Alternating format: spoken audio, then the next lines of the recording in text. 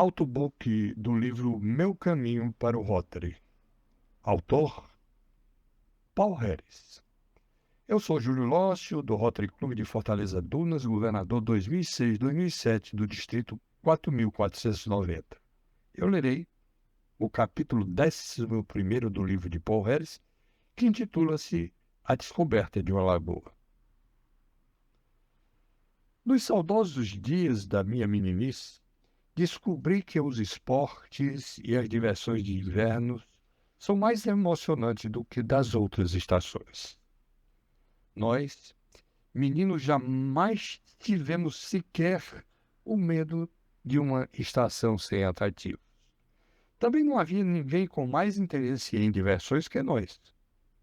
Sob quaisquer pretextos, nós saímos para elas, as nossas diversões, na chuva ou na neve.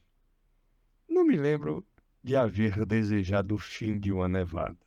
Pelo contrário, eu desejava que a neve continuasse caindo e se acumulasse em espessuras maiores de todas já vistas. Até que todos os sinais do mundo que eu conhecia fossem por elas sepultados. E um novo, estranho e fantástico mundo surgisse.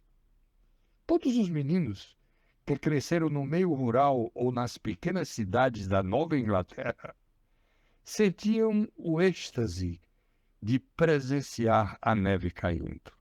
Para mim, A Nevada, poema de Whistler, é o que mais me fascina entre todos os poemas que eu leio. Eis uns fragmentos dele. Ruge a tempestade pela noite, vem depois o dia brusco, ausente o sol. Os tons vermelhos lindos do arrebol, de formas geométricas, em leves blocos, em películas de estrelas caem em flocos. Por todo dia o meteoro incandescido veste a terra inteira com o desconhecido. Sutil manto espesso, branco imaculado. Mundo em maravilha lindo e desolado. Depois, um novo dia, o horizonte ao longe, em brilho de acalento, altas paredes azuis do firmamento, nem nuvens no alto, nem terra no chão, neve, neve, neve, augusta solidão. As nevadas cobrem o trabalho executado por antigos e ignorados habitantes que plantavam palanques e estendiam cercas, fazendo desaparecer tudo. Havia locais em que a neve se acumulava formando pequenas montanhas, as quais, para serem escaladas, exigiam coragem e intrepidez. De cima das travessas superiores das cercas meio submersas, a gente tentava dar saltos mortais e frequentemente não os completava. Caímos então de costas, nos almofadados, macios como pena, tapetes de neve tão deslumbrantes. Vagávamos através das pastagens e dos prados, vencendo grossas camadas de neve em vigoroso esforço físico que nos levava a quase perder o fôlego. Sentíamos o corpo úmido de suor e os nossos rostos ardentes que reluziam, corados de frio e do exercício. Não nos importávamos com nossas botas e mangas de casaco se estivessem cheios de neve. Seria necessário sentar, sacar fora a bota dos pés inchados, batê-las e sacudi-las para livrá-las da neve aderida e recalçá-las, além de dar uma ou duas esfregadas enérgicas nas orelhas. Mas se nos detivéssemos para isso, não mais alcançaríamos os companheiros líderes. O brilho do sol, pelos seus reflexos em milíades de cristais, ofuscavam a visão. De quando em quando, um esquilo ruidoso podia ser visto no alto de uma árvore, amparado pela sua capacidade hereditária de trepar correndo, como meio de conservação da espécie, congratulando-se por haver feito a sua reserva de nozes. Aqui e acolá, a trilha de uma lebre, em curiosas evoluções cruzadas em todos os sentidos, não porque as dificuldades do terreno a exigisse, mas sim, muito mais, para induzir a erros de direção os cães que eventualmente as perseguisse. Mas raramente ouviam-se passarinhos a gorjear. Perdíamos a noção do tempo nessas correrias. Voltávamos para casa, para o jantar fumegante e restaurador. Em seguida, às pressas, voltávamos para novas aventuras. Aos sábados e feriados, estávamos livres de passar pela escola. Ficávamos em casa e não tínhamos obrigação. E também não tínhamos outras obrigações maçantes. Portanto, estávamos livres para correr e sair. De quando em quando, topávamos com algum fazendeiro caprichoso no duro trabalho de desentulhar o acesso à sua fazenda para a estrada principal. Utilizavam de removedores de neve toscos, tracionados por uma junta de bois ou uma parelha de cavalos. Tal cena, ou o aparecimento da locomotiva com o removedor de neve adaptado para liberar os trilhos, faziam-nos mudar o curso das nossas expedições e brincadeiras. Essas operações eram fiscalizadas, já que exigiam fossem praticadas com perfeição. Naquele tempo, ainda não existiam grandes e eficientes removedoras de neve motorizadas. As grandes pás eram enterradas nos montes de neve e depois levantadas. O maquinista avançava com ímpeto e recuava vagarosamente. Repetia-se o movimento até levar os trilhos do trem. Considerando o peso e a quantidade de neve e a precariedade dos instrumentos de então, é de admirar a rapidez com que a tarefa era executada. As equipes de removedores de neve conheciam bem o trabalho e, sob tempestade, iam construindo sólidos barrancos de neve ao longo das estradas. Uma outra visão emocionante era a passagem do primeiro trem depois da tempestade. Era o testemunho do domínio da natureza pelo homem. Dormir? Como dormíamos à noite depois de uma nevada. Mas nem sempre sem sonhos.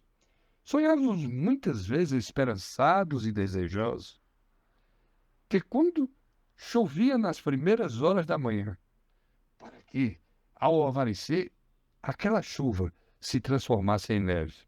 Assim, quando levantássemos, podíamos sentir novamente a emoção extraordinária de brincar na neve. O inverno trazia-nos tanto encantamento que eu sentia satisfação e alegria só em pensar em esperar por eles. O Dia de Ação de Graça sempre foi celebrado em nossa casa. Tias, primos e mais tarde pai, mãe, irmãos e irmã se reuniam em celebração da festa do peru recheado ao molho ácido, com saboroso acompanhamento de pastelão de galinha. Após o jantar, a criançada ia para o reservatório de água para avaliar a espessura do congelamento e fazer plano de como e quando poderia patinar novamente.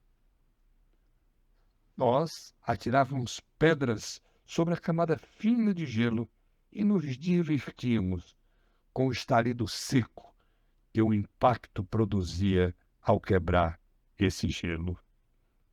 Um dia, para nossa intensa alegria, descobrimos uma lagoa. Até então, não a conhecíamos, embora durante o verão houvessem percorrido toda aquela região. Havia 2 ilhas naquela lagoa, e os passarinhos cantavam, alegres, nas árvores que lá cresciam. Colombo talvez não tivesse sentido maior orgulho e satisfação ao desembarcar na América do que nós, crianças, ao darmos com aquela lagoa. Não podíamos sequer imaginar como ninguém até então se dera conta de sua existência, ou pelo menos nunca se referia a ela. Soubemos depois que era o resultado da curva das chuvas outonais e, portanto, temporária. Chamamos-la de Lagoinha. No verão, estaria seca. De qualquer forma, era curioso que aquela preciosidade hídrica fosse desconhecida pelos moradores da circunvizinhança. Com certeza, os adultos nunca tiveram a curiosidade de aproximar-se daquela dobra do terreno. Em verdade, a lagoinha quase tinha escapado aos nossos olhos, os medonhos, pois, no verão, era apenas uma depressão no terreno no meio do capinzal. A depressão fora produzida pelo antigo proprietário para depósito do circo orgânico que, apodrecido, serviria como fertilizante das terras pobres ao redor. Durante os anos subsequentes à nossa descoberta, quando a lagoinha começava a formar-se no outono, nós, os meninos, a visitávamos com frequência, antecipando e planejando novas reinações. As 2 ilhas, cobertas de arbustos, constituíam-se em excelentes esconderijos para emboscada de índios, de ladrões de estradas, de bandidos, de fugitivos da lei e mais quem precisasse se esconder. Assumimos a propriedade da lagoinha e a preferimos a todos os lagos e lagoas adjacentes. Afinal, nós a descobrimos. Senhoras de Wallingford, sejam cantados os louvores aos seus feitos magníficos de cristalizar, como o Lago da Raposa, oferecendo-lhe tantas melhorias estéticas. Mas por que não levaram avante essa abençoada iniciativa na nossa lagoinha? Por que deixaram de despertar o mecanismo que fizeram no Lago das Fadas, no Largo das Feiticeiras, em nossa lagoinha? Não importa se no verão ela estaria seca. Talvez então ela não secasse. Talvez as fadas entendessem o seu precioso encantamento e muitos outros meninos, distante do reino da fada, poderiam também ali brincar. De minha parte, estou seguro que nem as feiticeiras, nem as suas vassouras, nem as fadas com suas varinhas de condão fariam vibrar as cordas da minha sensibilidade de menino com tanta intensidade, magia e encantamento como o fez a minha primeira visão da lagoinha. Se as almas dos meninos mortos tivessem o poder de divagar sobre as belezas encantadas do mundo, poderiam ser vistas patinando docemente sobre a mística superfície das águas geladas da lagoinha. Quando a lanterna melancólica da lua se erguesse sobre o cume da Serra do Urso para iluminar as veredas por onde passávamos nós, os meninos, sempre gritando e cantando, até ficarmos roucos, porque saltitávamos, corríamos e escorregando até cairmos de fadiga e depois, famintos, corados e felizes, cruzando a cochila do John Stone e a ponte do Zâmetro para a luz, para o calor, para o carinho, para o aconchego e amor do nosso lar. No Natal, encontrei encostado no chaminé um luzido trem com a pintura de uma rena no assento. Era um presente de meu pai que então estava trabalhando numa fábrica de brinquedo em Springfield. Foi o Natal mais alegre dos muitos natais que tive na minha infância. Durante o Natal, meus primos Mary, Ed, Matt e John Fox estavam frequentemente conosco, de madrugada, antes do sol surgir, todos já levantados, bem embuçados em pesados paletós de inverno, com mantas no pescoço, regalo nos punhos e mãos iluvadas, encaminhávamos para a nossa lagoinha, ou o Lago da Raposa, palcos dos nossos planos. Uma vez, o Belo, o Pintado e eu patinávamos quase até Rutland, sobre o arroio Otter, enfrentando apenas algum obstáculo na superfície ondulada das corredeiras, onde o João Gelado não podia fazer uma camada sólida de gelo. Todos nós, rapazes e meninas, arrastando-nos com dificuldade ao longo das estradas, ou nos lagos e lagoas congeladas, ouvimos com frequência cachorros latindo em perseguição a raposas e coelhos, e como rosnavam no ar frio do inverno. Eles corriam tão distante de nós que não podíamos enxergá-los a olho nu, mesmo em campo aberto, nas fraldas das montanhas, ou no verão, onde o gado pastava entre as pedras salientes, onde espinhentas amoeiras carregadas de frutos saborosos estavam sempre à espera dos meninos e meninas peraltas para colhê-las. Em verdade, não tínhamos necessidade de ver a caça. Poderíamos imaginá-la correndo assustadora e bem assustado. Conhecíamos todos os cachorros do grupo. Eram os do Roy Schumann. E sabíamos que Royce e os seus compassos não estavam longe dali, mas atrás dos cachorros. Era tempo de festa para os barulhentos latidores de orelhas longas e dotados de excelente faro. Durante todo o verão, eram espantados dos arredores do hotel e da mercearia, onde buscavam sorrateiramente restos de alimento. Ninguém respeitava os cachorros do Roy Sherman, fato que ele dolorosamente tinha ciência. A maioria dos lamentosos grunhidos que se faziam ouvir nas ruas da cidade era a resposta dos cães ao chute dos homens e às pedradas dos meninos naqueles cachorros dos Roys. No entanto, desrespeitados no verão, logo nas primeiras neves do inverno, tornavam-se reis da criação, caçando quadrúpedes selvagens a dentes ou a tiros de espingarda disparado pelo seu dono. Se o tempo estava frio, como costumavam, abaixavam a proteção das orelhas até nossos bonés as cobrirem, ou com também os nossos chapéus. A despeito de todas as precauções, acontecia que a orelha de algum participante do grupo endurecia de frio. Era aplicado um remédio muito conhecido por todos, um punhado de neve esfregado vigorosamente no pavilhão auricular gelado até que fosse restaurada a circulação.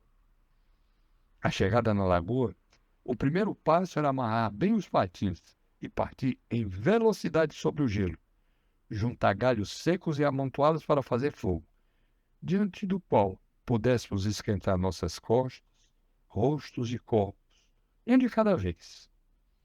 Durante os frios mais rigorosos, o gelo alcançava a espessura de 18 polegadas. E mais, por isso mesmo, era seguro patinar, conquanto se evitasse os grandes rasgos que os cortadores de gelo faziam. O rumor grave e forte dos patins produziu na superfície da lagoa assustava quem não estivesse familiarizado. Provinham da vibração do ar preso sobre o gelo. Eu nunca ouvi aqueles sons a não ser nos lagos da montanha. Nós, os rapazes, zombávamos da teoria do ar e preferíamos atribuir aquele barulho às vozes dos gnomos protestando contra o diabo que os encerrara apertado sobre aquela grossa crosta de neve. Ocasionalmente, cavalos a galope competiam na superfície lisa da lagoa, onde pudesse ser medida meia milha em linha reta. Mas os nossos divertimentos mais gostosos vinham das competições que nós próximos e nós mesmo imaginávamos. Faziam-se guerras de índio, matavam-se lobos terríveis e lhe arrancava a pele e explorava os ricos continentes. À tarde, voltávamos apressados para casa, ansiosos por acalmar a ira do Deus Fome, que nos consumia, a despeito do almoço de pão de trigo, mourisco amanteigado, generosamente borrifado, com xarope do maple das montanhas vizinhas. Vovó comprava xarope do maple, 15 galões de cada vez, e um barril de farinha de trigo preto, depois de pesquisar cuidadosamente preços e qualidade.